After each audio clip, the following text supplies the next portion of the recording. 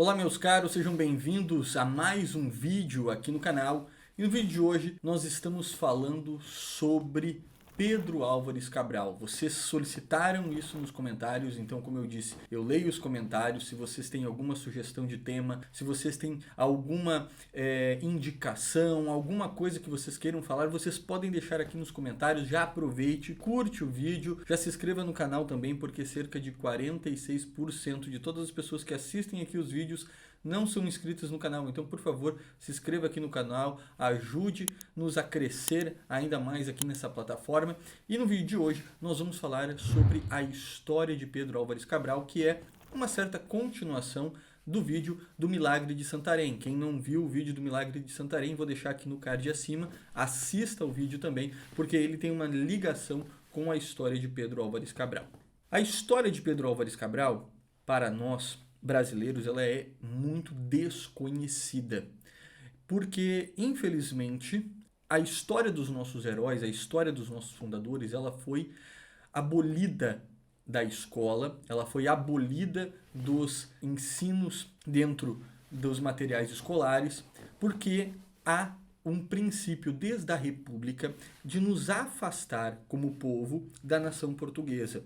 Esse objetivo de afastamento do Brasil como país para a criação de uma identidade nacional desvinculada da identidade portuguesa, que veio com a formação da colônia, o império, tudo mais, esse objetivo da República de separar fez com que a historiografia, a partir do século XIX, observasse estes fatos históricos com desdém e observasse todos aqueles participantes, aquelas pessoas que foram importantes, sempre numa ótica de vícios, sempre buscando encontrar, enxergar um vício naquele herói, naquela pessoa, e desdenhando tudo aquilo que a pessoa fez de bom. Isso não é apenas nos personagens da Fundação, mas a gente vê isso muito durante o período do Império. Dom Pedro I, quem ele era? Dom Pedro I foi o homem corajoso que lutou em favor da independência do Brasil. Não. Dom Pedro I era um playboy mulherengo.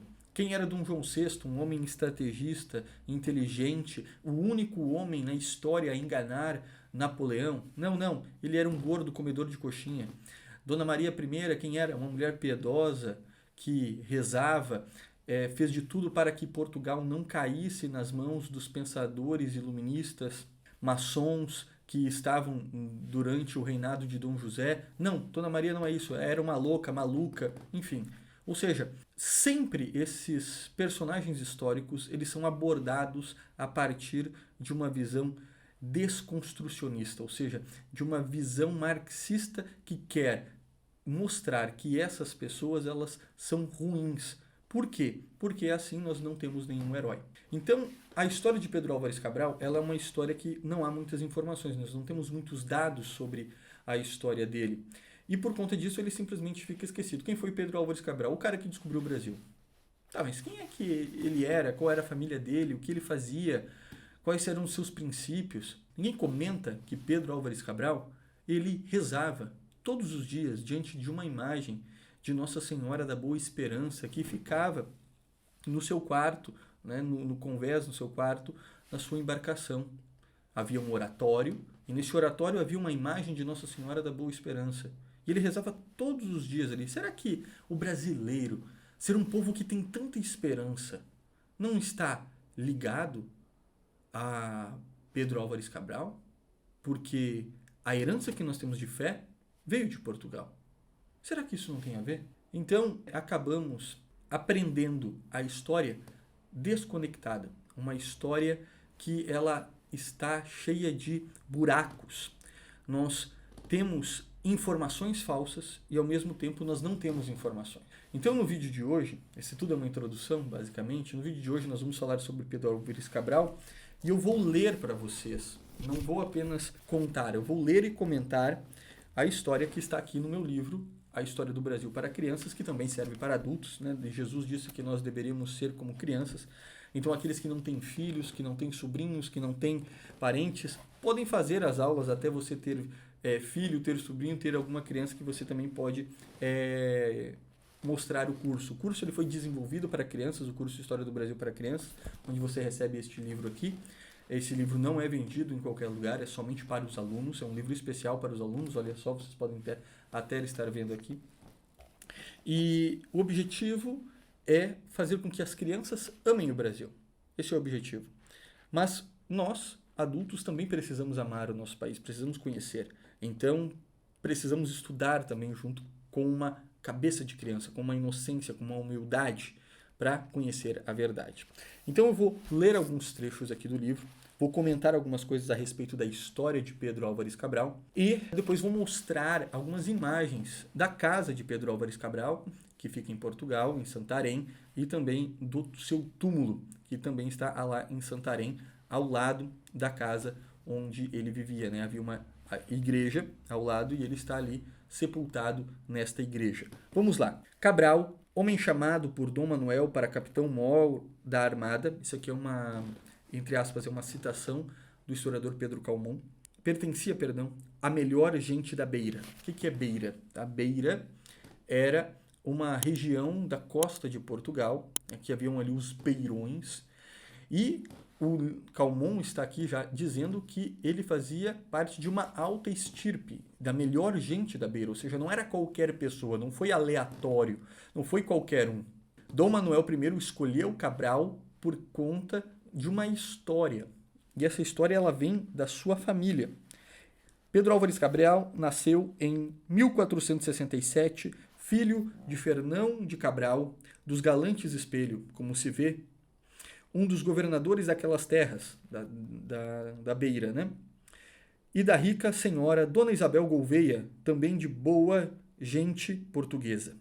O avô, Fernão Álvares Cabral, estava do lado do infante Dom Henrique e que por 2 vezes o acompanhara à África, onde morreu com heroísmo no cerco de Tânger. Olha só que interessante isso.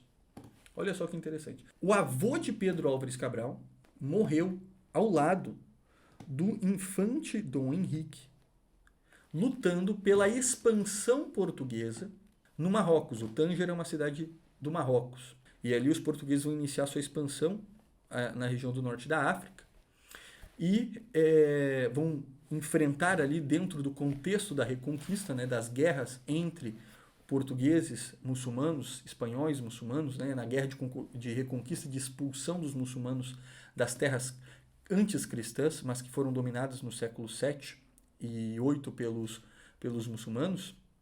Então, agora eles estão expandindo o cristianismo para o norte da África. Fernão Cabral, de Álvares Cabral, ele morre como defensor da fé, lutando para expandir o reino e a fé no norte da África. Percebam como que essa mentalidade das cruzadas ela está presente na descoberta do Brasil. Porque o objetivo de Pedro Álvares Cabral, a gente pode falar mais sobre isso em um outro vídeo, né? Se foi intencional ou não Portugal ter chegado ao Brasil, a resposta, eu já adianto, não era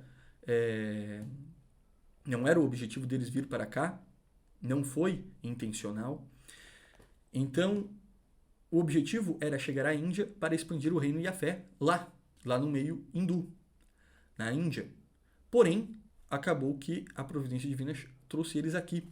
E o Pedro Álvares Cabral ele foi escolhido para governar essa expedição, que foi até então a maior expedição feita por Portugal. Eram 1.500 homens, 13 embarcações. E Pedro Álvares Cabral ele vem dessa família, uma família militar. Ele tinha o título de capitão-mor, Pedro Álvares Cabral. E esse título de capitão-mor não é um título de navegador, não é um título de conhecedor de marítimo muito bem, apesar de que todos os militares tinham um certo conhecimento marítimo, mas não tinha todo o conhecimento de astronomia, não era um grande marinheiro. Pedro Álvares Cabral era um militar. Mas Dom Manuel dá a ele essa missão de liderar esta expedição, porque o objetivo era expandir o reino e a fé. Não era somente chegar no lugar, mas era chegar, se fixar e expandir o reino e a fé. Porque o Vasco da Gama já tinha chegado em 1499 na Índia. Então, o objetivo era só seguir o caminho de Vasco da Gama e se fixar lá. Para isso, precisava de um militar. Então, Pedro Álvares Cabral era um homem de alta estirpe. Seu avô morreu em batalha. Seu pai era também um grande militar. Ele era de boa gente, ele era um homem nobre. E aqui essa nobreza não significa riqueza, porque infelizmente a mentalidade marxista invadiu a nossa imaginação e quando nós falamos a pessoa nobre, logo nos remete a uma pessoa com riquezas, com dinheiro. Não. Tá? A primeira coisa, ter dinheiro não é um problema, ok? Mas a nobreza aqui está ligada à virtude. A virtude. Pedro Álvares Cabral era um homem de virtude, de espírito heróico, e foi para uma missão difícil de se estabilizar na Índia, de se fixar na Índia. Vamos lá. O pai andara nas guerras contra mouros e castelhanos na companhia de Afonso V, cujo sucessor, Dom João II, deu serviço na corte. Então ele, assim como sua família, era nobre, que lutava pela soberania, pela independência de Portugal, tanto contra os mouros, que são os muçulmanos, né? Mouros era como os castelhanos chamavam os muçulmanos, são as mesmas coisas, né? Contra os castelhanos, que eram os espanhóis, que tinham tentado, ali na Batalha de Aljubarrota, dominar novamente Portugal, fazendo com que Portugal pertencesse como um condado da Espanha. Tá? Mas não, eles não conseguiram, Portugal teve sua independência. Pedro Álvares Cabral obteve uma missão como fidalgo do Conselho de Sua Alteza Dom Manuel em 1498. Herdou a Fernão Cabral os senhorios de Azuara e Belmonte.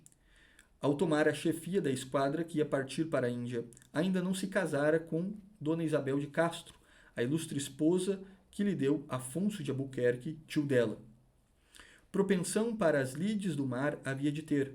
Mostrou por estar a isto no espírito da época, entre os cavaleiros de Portugal, que nada de mais glorioso vinham então na sua honrada tradição familiar.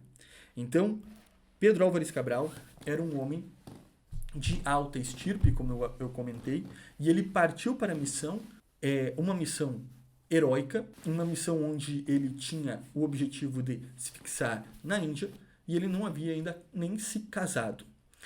E ele vem desta família nobre e recebe essa missão de Dom Manuel, essa confiança, por conta de todo esse histórico do seu pai ter lutado contra os castelhanos, do seu avô ter lutado contra os mouros, e agora a família Álvares Cabral expande essa missão até a travessia do Atlântico e chegando aqui. Pedro Álvares Cabral, ele foi escolhido por Deus para descobrir o Brasil. Deus, porque ali Dom Manuel escolheu, mas é claro que é Deus que intervém na história. Nada acontece por acaso. E Pedro Álvares Cabral chega aqui e esse espírito os move.